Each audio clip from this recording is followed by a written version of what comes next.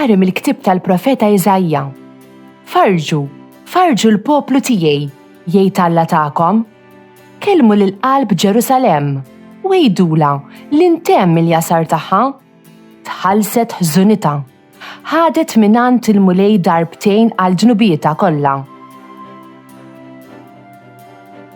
Leħin jgħajjad, ejju triq għal mulej fid-deżert, wittu għal Alla tagħna modija fix-xari.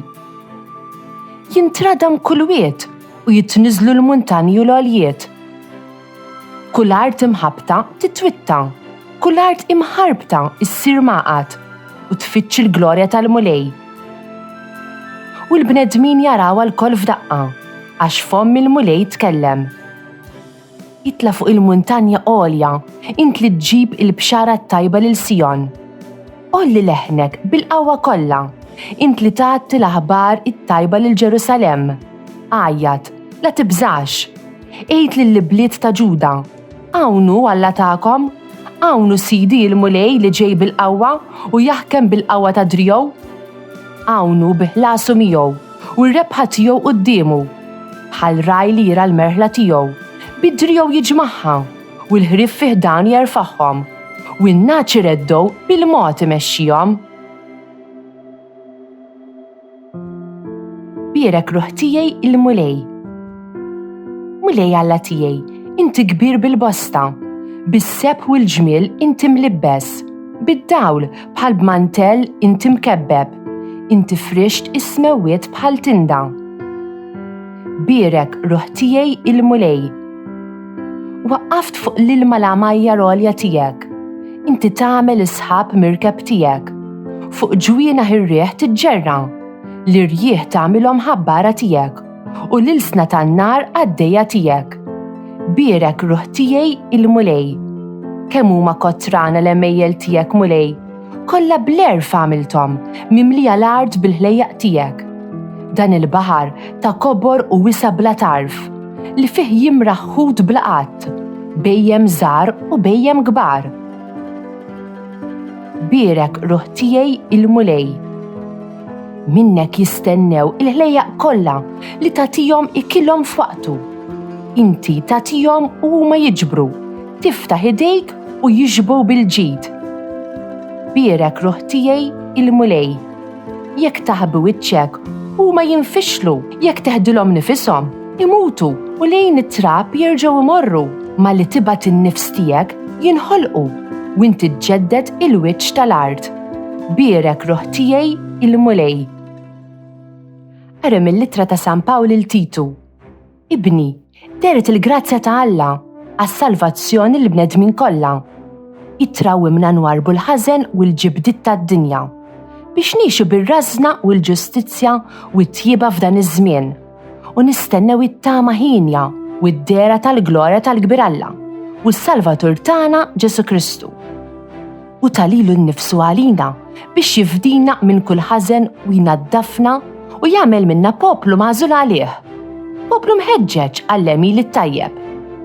Iżda meta feġġet it-tjieba ta' Alla, Salvatur tagħna u l-imħabba tiegħu għall-bnedmin, u salvana bil-ħasil tat-twelid ġdid u t-tiġdid tal-Ispirtu Santu. Mhux minħabba l-opri tajba li stajna għamilna aħna, iżda minħabba l-ħnina tiegħu dan l-Ispirtu u xerdu bil-kotra fuqna b'Ġesu Kristu, is-Salvatur tagħna, biex bis-saħħa tal-grazzja tiegħu nitqazzu u nsiru werrieta tal-ħajra dejjem, skont it-tama li għandna. Alleluja, Alleluja. Ġej wieħed aqwa minni jgħid Ġwanni u jammitkom bl-Ispirtu Santu in-nar. Alleluja, Alleluja. Qari mill-Evanġelju skont San Luqa. F'dak iż-żmien, il-poplu kien qiegħed jistenna ħerqan u kulħadd kien jistaqsi lilu nnifsu dwar Ġwanni jekk kienx hu il-Messija. Għalhekk Ġwanni qabad u qal lil kulħadd: Jien ngħid għalija nammitkom bl-ilma, imma ġej wieħed aqwa minni li ma jistħoqlix inħollu l-qfieli tal-qorq tiegħu u jammitkom bl-Ispirtu Santu in-nar. Ġara li wara li tgħammet il-poplu kollu, Ġesu tgħammet ukoll. U waqt li kien qiegħed jitlob, is-smewwiet infetħu u niżel l-Ispirtu Santu u der fuqu fis-sura ta' ħamiema. U mis-sema ġie leħen jgħid: inti ibni l-Aziz, fik sibt l-għaxqa tiegħi.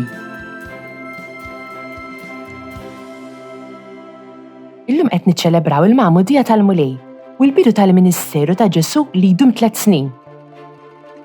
Iż-żmien tal-miliet li għadu kemm għadda urina diversi ħwejjeġ importanti dwar Ġesu. L-ewwel nett urina kif li penta Alla sar bniedem. Ġesu kien tarbija mwielda f'familja b'ommu missier. Dan kien kollu parti mill-pjan ta' Alla biex idaħħalna lura f'relazzjoni miegħu, kif ukoll biex jifdina mid-dnub.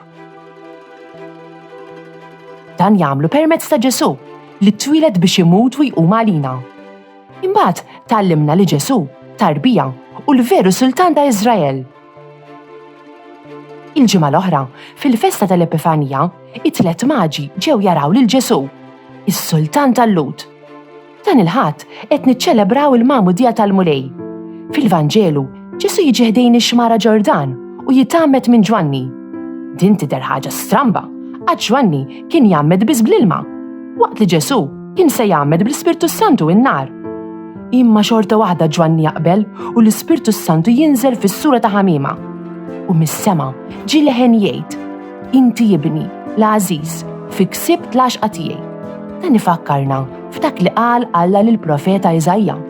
Araw, il-qaddej tiegħi li jiena nwieżen, il-maħtur tiegħi li fih qalbi strieħed. Hawn fil-Magħmudija ta' Ġesu fix-xmara Ġordan naraw it-Trinità kollha flimkien. Alla l-Missier jinstema' jitkellem mis-sema. Alla l-Iben jinsab wieqaf fix-xmara Ġordan u Alla l-Ispirtu Santu jinżel mis-sema fis-sura ta' ħamiema. Dan jurina li Ġesu mhux dak li hemm bil-qiegħda fis-sema u sempliċement joqgħod jara x'inhu għaddej fid-dinja. Ġesu jsir bniedem biex aħna nistgħu nsiru nafu iżjed. U imqar jekk aħna biss bnedmin u jgeżwirna bl-imħabba ta' Trinità, fl-imħabba ta' Alla għal dejjem. This Maltese translation was produced in collaboration with the Church in Gozo. Don't forget to like, subscribe, and support this channel on Patreon using the link in the description. Thanks for watching!